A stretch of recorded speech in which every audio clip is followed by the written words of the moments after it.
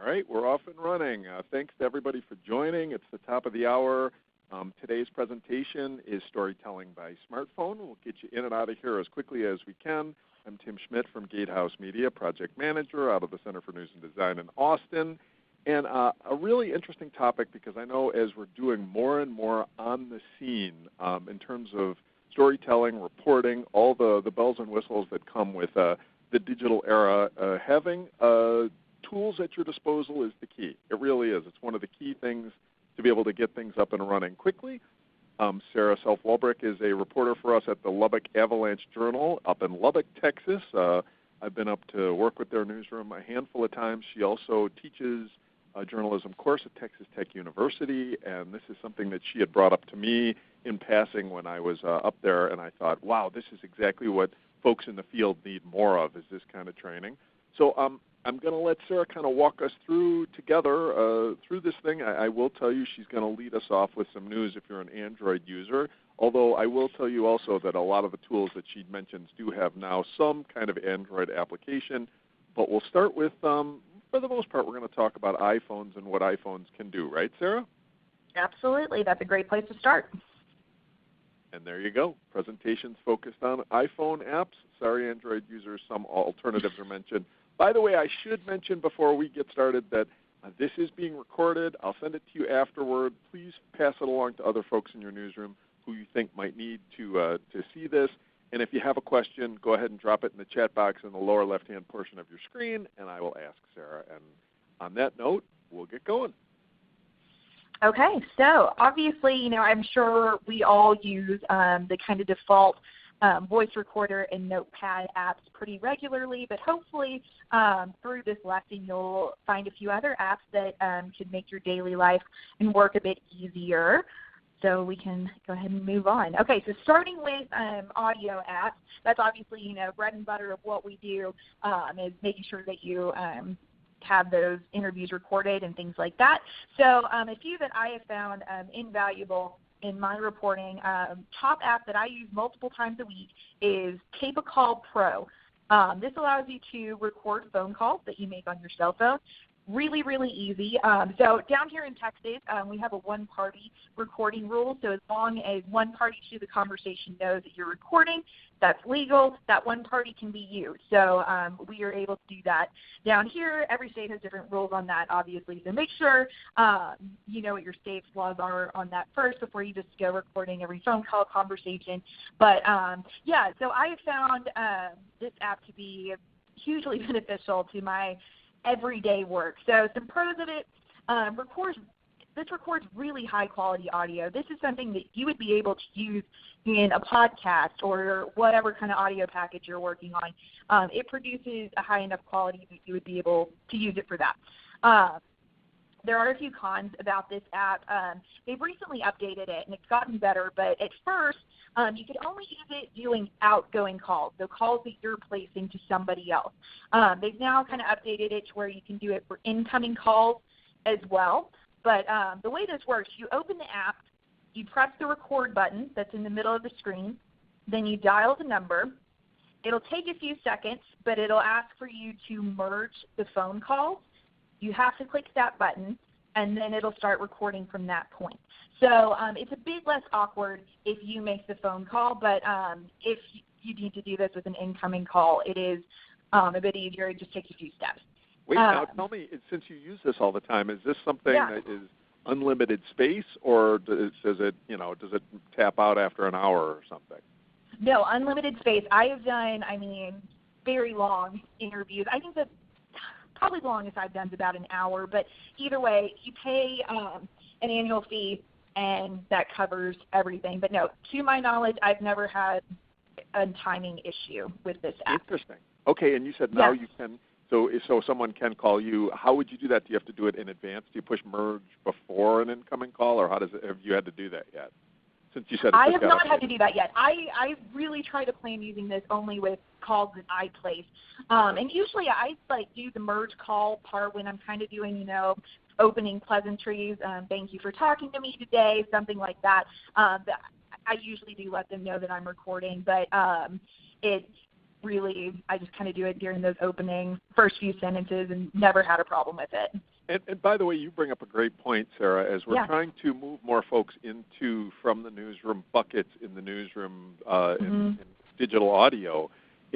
Talking to someone ahead of time and saying, hey, I'd like to record this and maybe cut it down to put a clip of it in the actual story. Is that okay? Yeah. Yeah, a lot of folks will be acceptable with that. Some may not. You may have to say, okay, no problem. But I think even in states where that is the law, if you ask in advance, I think a lot of times folks will probably give you the go-ahead. Absolutely. I mean, it's always good to let them know that you're recording. But, again, always it's up to your state blog on if you have to or not. This is one of those apps that is not on any other platform besides the App Store and iPhone, to my knowledge. But there are some other alternatives that work really well. For Android, the Call Recorder app is pretty similar. And then there's also Google Voice, lets you record incoming calls.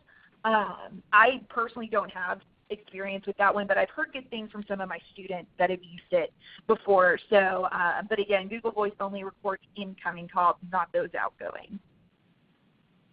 All right. I'm sorry. On to the next one. Let's do Rev Voice Recorder. So this is very similar to the Recorder app that you typically use probably, but it'll also transcribe for you. Being honest, I mean, transcribing is one of the worst parts of this job, having to re-listen to yourself, especially I've noticed, you notice those little quirks of maybe words that you use too often in your questionings, or there's sometimes with these phone recorded apps, I'll notice my nose is whistling or something like that. There's only so much of that you can take. So if you would like help with transcribing, this is a really good app for that. It does cost $1 per minute, and there is a bit of a turnaround time. But if you were working on a bigger package, maybe this takes a step off your plate, then I could see that being beneficial. Another perk of this app, it syncs automatically to Dropbox. I was in a situation a few years ago now, back in college, that I got a new phone and lost a lot of recording. So having that automatic backup is really, really beneficial when you realize that you weren't already doing that. On this app, you can also edit in the app, which is really helpful. Again, if you wanted to pull a soundbite and put it in your story or whatever, you can do that all in-app. And this one is free beyond that transcribing fee. That works for me. Nice. Yes, absolutely. And then I think this is the last one for the audio, but Koji, I like this. Okay, so you record in this app, and basically you tap the screen, and it'll put markers for quotes that you like. So I tend to take my notes like that. I'll write down a time code for a specific direct quote I think I want to use or something like that. Instead, I could just tap my screen and it'll mark it, and so I know exactly where to go back later. So it kind of helps you filter through some of the stuff that you don't need. And then this app is also free. I've never had a source feed me any BS at all, Sarah. So this is surprising for me. No, never. That's just kidding. Not a normal thing, right? No, it's a good point. There's so many times that you, like you said, end up transcribing and sifting through minutes and minutes and minutes, and this will obviously be very helpful. Cool. That's a good one. I've never used that one. Absolutely. Okay, let's get on to video, shall we? Yes. Okay, so big app. This is probably, I'm assuming a lot of you have at least heard of this one. It's called Videolicious. It's probably the top recording and editing video app for iPhone at least. It's super easy to use. Most often I would say it's probably used for social media, like teaser videos, things like that, what we have coming up, little short, probably minute-long videos. But you could also be using this for just simple online things as well. Perks of this one, it lets you edit in-app. It's very easy to use. I suggest having a stylus or something like that can help you get a bit more precise. But, you can edit with this app just using your finger and cutting like that, which is pretty amazing. I know this is a very popular app at local TV stations. I don't know as many other news outlets that use this, but I think it's something that could definitely be useful in any kind of newsroom. And then this one is also free, which is obviously awesome. Does this leave a watermark or anything on the screen? I don't think it does anymore. It used to, okay. But it doesn't anymore. Interesting. Okay, good. Yeah. That's a great tip. And this is an example.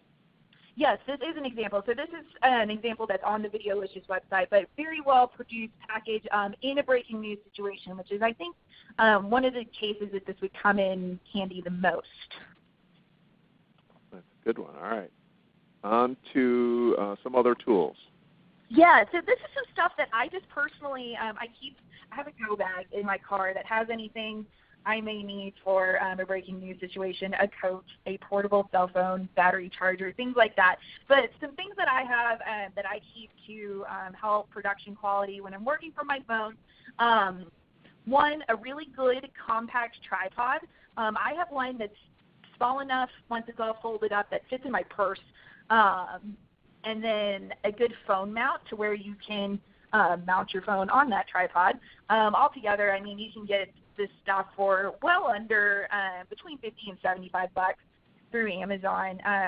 And then something that I have a little bit of experience with, not a ton, but additional lenses for your phone, or to put on your camera phone. I mean, this could help you for photos, videos, able to get a bit closer, things like that. Kind of ups your photography from your phone, which is always good. Yeah, and again, as we're asking more and more to have to bring back some of this stuff from reporters and not photogs and other people, that's even more imperative. Exactly. Yeah, so okay, good. Exactly. And look at this.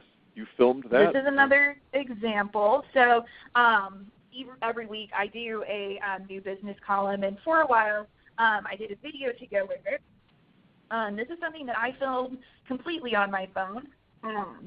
Everything from a stand-up at the beginning to B-roll, sometimes a quick interview, things like that. I filmed them all on my phone just using those tools that I just mentioned, the tripod and being able to mount my phone and things like that.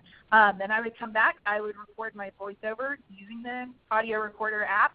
I do prefer, when possible, to edit on an actual computer, so I would put this all in Dropbox or something like that, import it onto my laptop and edit there. But, I mean, this is, for the most part, a very quick, easy thing to do, not too time-consuming, and added a different element to that weekly story.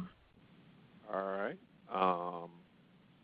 Let's talk about efficiencies, shall we? Obviously an important piece in the field. Absolutely. So a couple of different apps and services to look at here. But I personally struggle with organization. I have a really bad habit of just writing everything on sticky notes, and then, you inevitably lose the sticky note. It's a whole thing.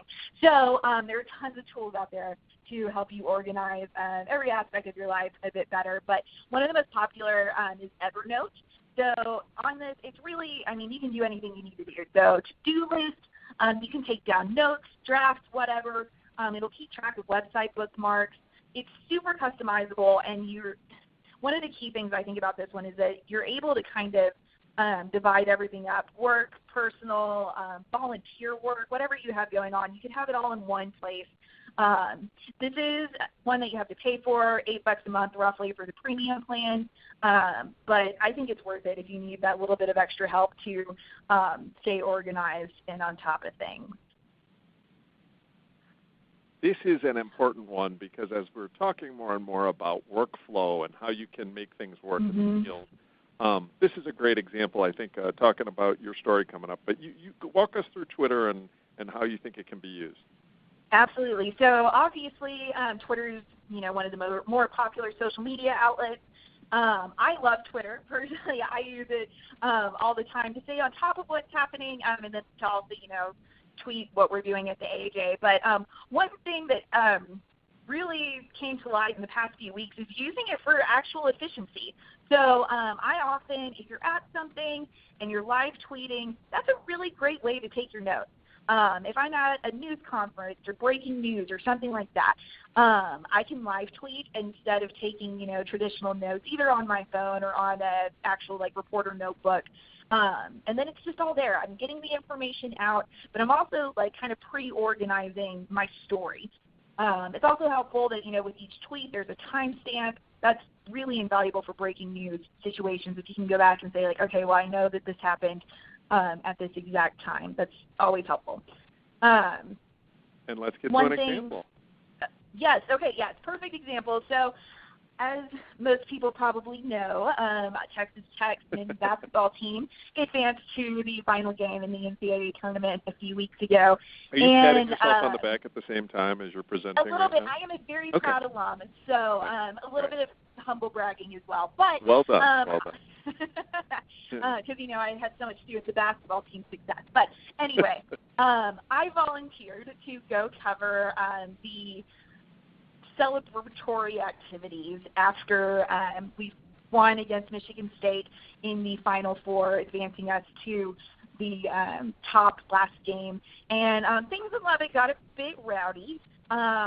So in the university area, there's a specific street, Broadway, that has a bunch of bars, big college hangout area, and there were just, thousands of kids. I get there, and they're passing a couch around. We all, based on, other news stories, I knew what was about to happen. And so eventually they burn the couch. They also light a pile of Lime scooters on fire. Eventually they flipped a car over. It was crazy, absolutely crazy scene. So I was out there from about 11 p.m. to 1. Getting what I could, mainly updating on Twitter. But one thing that I wasn't really expecting but worked out, based on my tweets, my editor was able to craft a really short but informative story that made it into our print deadline. So we had something Sunday morning about what happened Saturday night. I didn't have to get to the office to a certain time to write that up.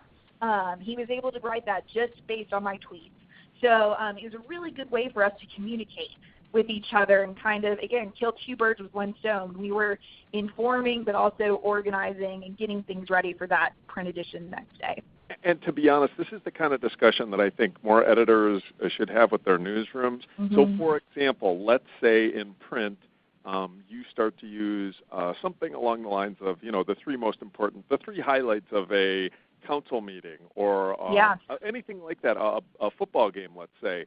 You can prepare this by tweeting it out, have something online, then obviously a record of it, and have an editor scooping it all up so that it goes in the daily product, and that helps a lot. That helps move the process along, so it's worked into the workflow rather than an extra step, and so very interesting point.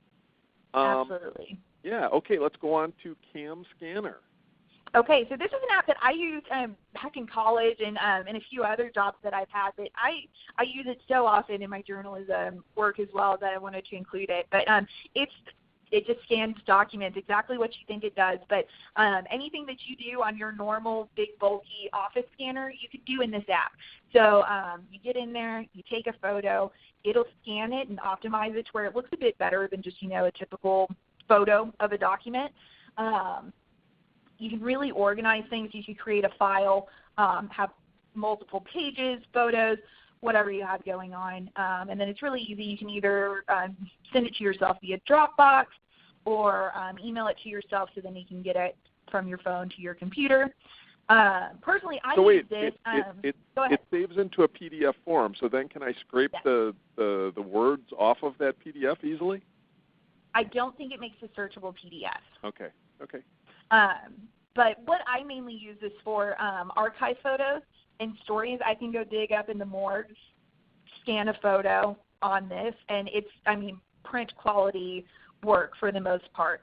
And then also we have several court documents and things like that aren't available online. This is a really good way to kind of make sure that you're keeping those organized and all of that. So it's a really great app. I use it for personal and work stuff. Good stuff. And finally, one of my best finds this year, a local PR guy told me about this app, and it's just fantastic. Okay, so Otter is the best transcribing app that I have used.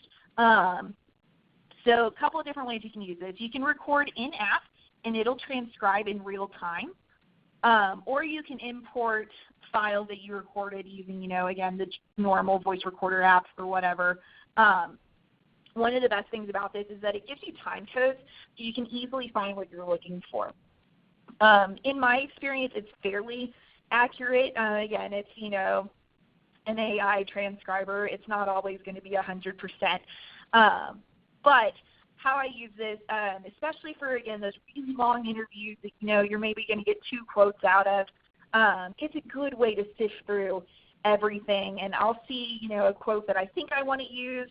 I can go back and listen to it to make sure I get it accurately written.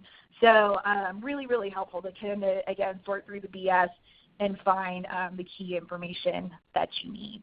If there are any questions, I'd like them right now. A question did come in. I don't know that you'll have the answer, Sarah, but I will get the answer. It says, is there an app that allows us to do live video across Facebook, Twitter, and YouTube channels all at once? I don't know that there is. Not that I know of either. What's that? I wish somebody should develop that. That would be fantastic. I am not familiar of one necessarily. I'm not familiar either, but I'm going to reach out to a number of people here at the CND to try and get an answer for that, because I think that is an interesting one.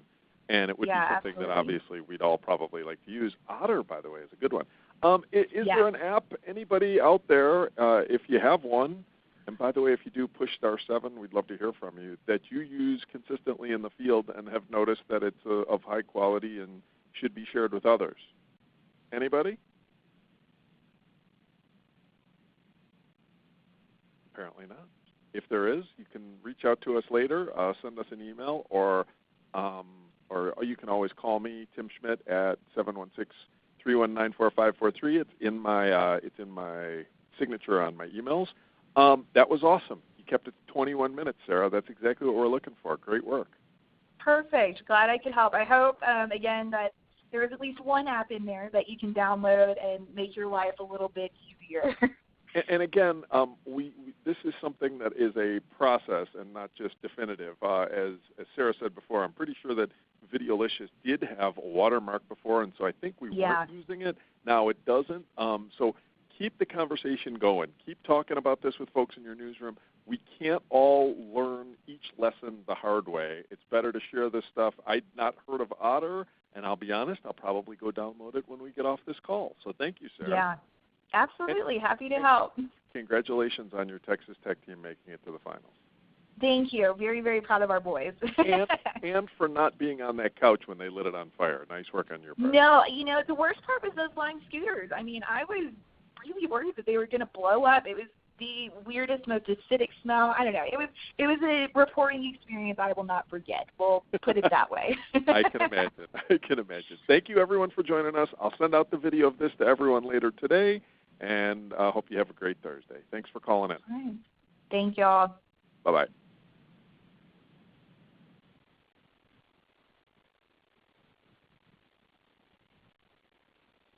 Thank you. Please stand by.